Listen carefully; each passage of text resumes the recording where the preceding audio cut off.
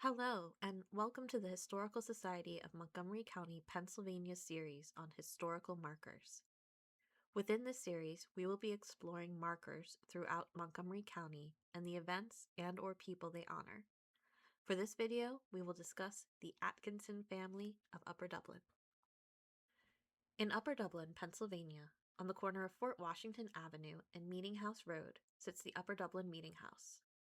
At the end of the driveway leading up to the meeting house, there stands the Atkinson family marker, which was erected in 2014 by the Pennsylvania Historical and Museum Commission.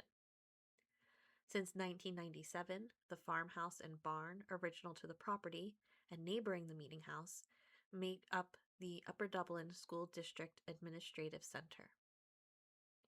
The historical marker reads, "Abolitionists Thomas and Hannah Atkinson and other members of Upper Dublin Friends meeting conducted an underground railroad station at the farm next door. Individuals who escaped slavery are buried in the Meeting House Cemetery. Son Wilmer created the award-winning Farm Journal magazine in 1877. Circulated nationally, it has been a primary source of practical agricultural innovation and advocacy for farmers." But how did the Atkinsons get here?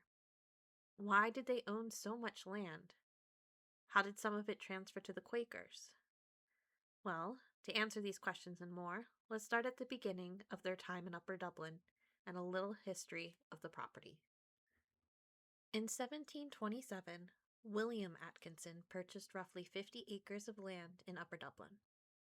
It was around this time that he lost his first wife and mother of his 4 children, Phoebe Taylor.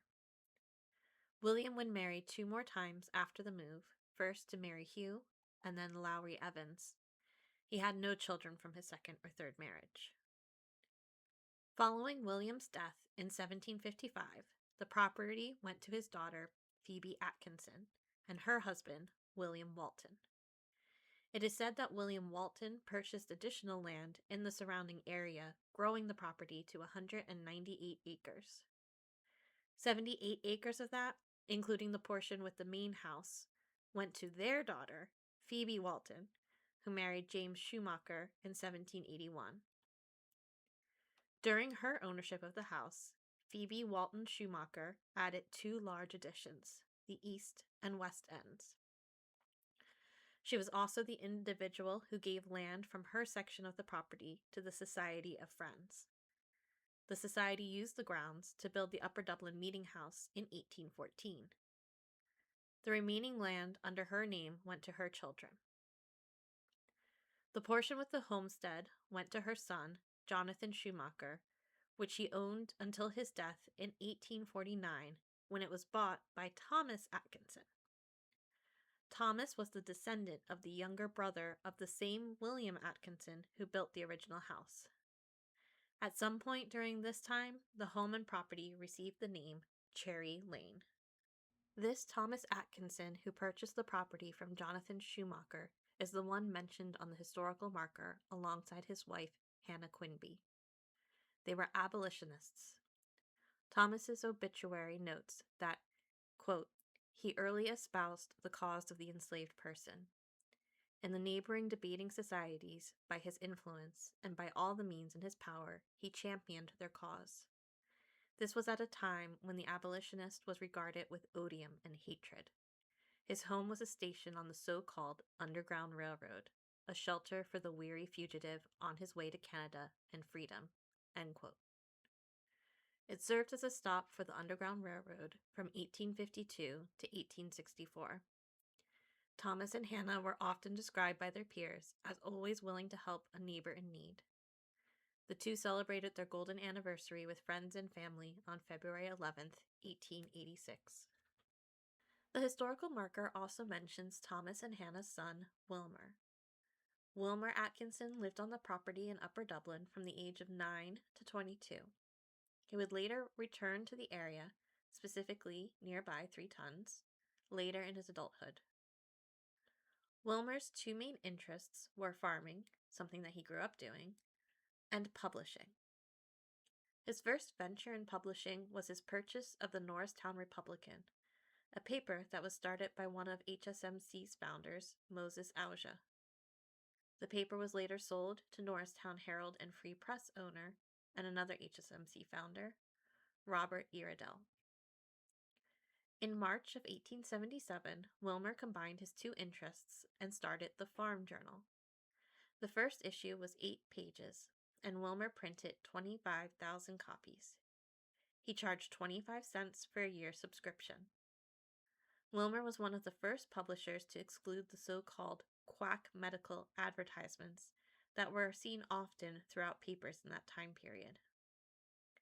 He felt that the minds behind the journal should use the, quote, best endeavor to make the Farm Journal a newspaper that shall possess real value to the class for whom it is published, the cultivators of the soil, and an entertaining monthly visitor to rural firesides.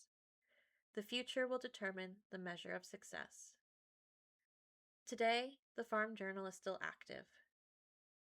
There are 13 issues per year that focus on agricultural production, technology, and policy. I don't know about you, but for the journal to still be active almost 150 years later, I think we can confirm that Wilmer's endeavor was a successful one. And, because I couldn't resist, one more fun fact about Wilmer Atkinson. There was a time when Butler Pike was unusable and neglected. Wilmer bought the control of the corporation that owned the road and completely rehabilitated it. Edward Hawker noted in one of his Up and Down Montgomery County articles that, quote, on certain days, William Atkinson used to present a box of strawberries grown on his farm to every driver paying toll at the 3 Tons gate. And there you have it, a brief history of the Atkinson family who were honored by the Pennsylvania Historic and Museum Commission with a historical marker. This family cared about their fellow man no matter the color of their skin nor their social status. Next time you find yourself on Fort Washington Avenue or Meeting House Road, stop by and take a look to honor this family. If you like these videos, please remember to subscribe to our YouTube channel so you can be notified when a new video is released. The Historical Society of Montgomery County, Pennsylvania is a private, nonprofit library, archive, and museum located in Norristown, Pennsylvania. We rely on the support of our patrons, volunteers, members, and viewers like you. Your support allows us to continue making these videos so we can make history fun and exciting for the public. If you would like to donate and continue helping us make these videos, you can do so by clicking the link in the description below. This will take you to our main website where you can make a donation. Thank you so much for your support, and we look forward to seeing you in a future video.